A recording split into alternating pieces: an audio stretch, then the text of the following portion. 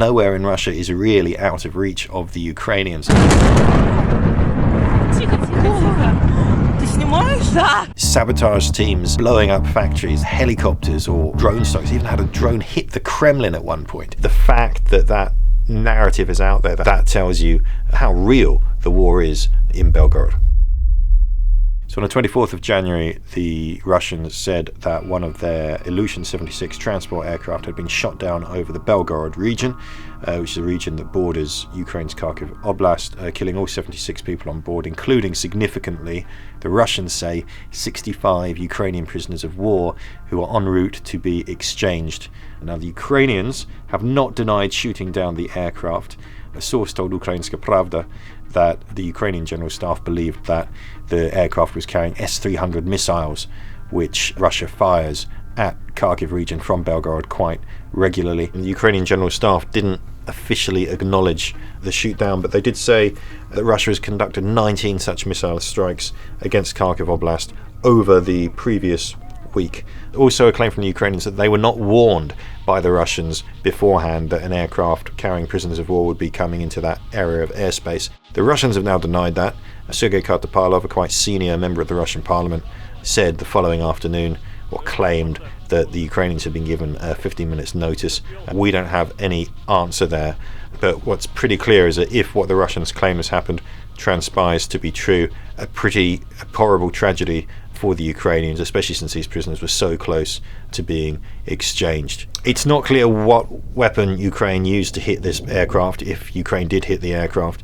If it turns out to be, for example, an American-made Patriot missile, you might hear the Russians complaining about that. But generally speaking, the Ukrainians have refrained from using those Western-supplied weapons. And the reason for that is this massive anxiety about deconfliction. Once you get to the point where Western-supplied missiles are hitting mainland Russia, you're just that one step closer to a full-on NATO-Russia confrontation, and ultimately that ends in a nuclear war. That's why both sides, to be honest, in the Kremlin and in Washington, are pretty nervous about approaching that brink.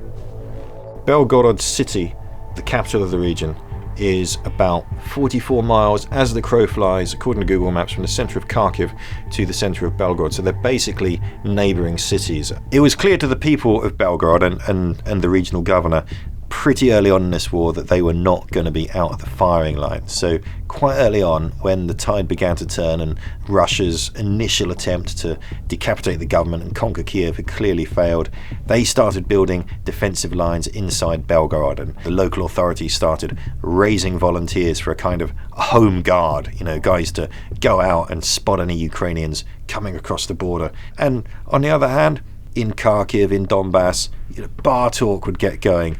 Guys, why don't we just do it? Why don't we go and take Belgorod? It's just there. It's literally just across the border. I know the way. I used to go there all the time.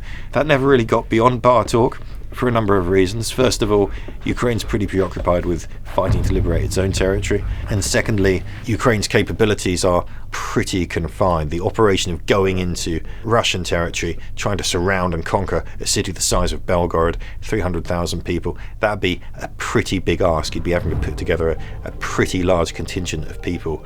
So at the moment, these cross-border raids, these missile strikes, which the Ukrainians are very keen for the Russian public to know about because it sends a message to the Russian public that Vladimir Putin is not keeping you safe. But that whole border between the two regions, between Kharkiv on the Ukrainian side and Belgorod on the Russian side, has pretty much been in the firing line since September 2022, which is when the Ukrainians recaptured that area from the Russians in their Grand Kharkiv counter-offensive. Ever since then, there's been tit-for-tat shelling across the border. Shells have been landing in Belgorod region.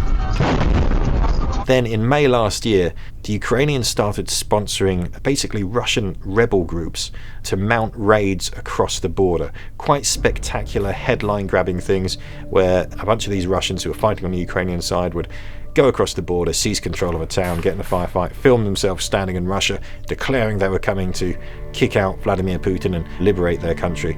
Since the escalation of this cross-border long-range war, you've seen Russian nationalist voices beginning to call for the establishment of a buffer zone for the Russian army to go back across that border, reoccupy the areas north of Kharkiv city that it held before, maybe a kind of 15-kilometer strip, to push the Ukrainians back to stop them hitting Belgorod. That's probably, on the scale that they're demanding, that's probably not possible, because you'd be talking about, okay, a 15-kilometer strip, but maybe, 100, 200 kilometers wide. That's a pretty big ask. The Russians also don't look like they've got the resources at the moment to reopen that front. The fact that that narrative is out there, that tells you how sensitive and how real the war is in Belgorod.